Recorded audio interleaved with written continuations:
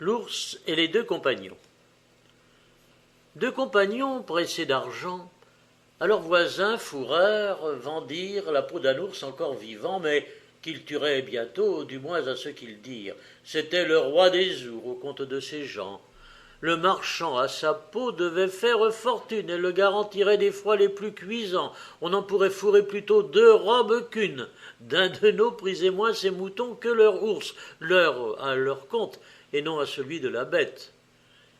S'offrant de la livrer, au plus tard dans 2 jours, ils conviennent de prix et se mettent en quête, trouvent l'ours qui s'avance et vient vers eux au trot. Voilà mes gens frappés comme d'un coup de foudre.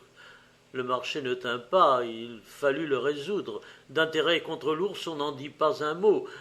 L'un des deux compagnons grimpe au faîte d'un arbre, l'autre, plus froid qu'honnête un marbre, se couche sur le nez, fait le mort, tient son vent, ayant quelque part ouï dire que l'ours s'acharne peu souvent sur un corps qui ne vit, ne meut, ni ne respire.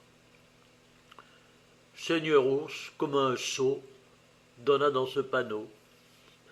Il voit ce corps gisant, le croit privé de vie, et de peur de supercherie, le tourne, le retourne, approche son museau, flaire au passage de la laine. C'est, dit-il, un cadavre, ôtons-nous, car il sent. À ces mots, l'ours s'en va dans la forêt prochaine.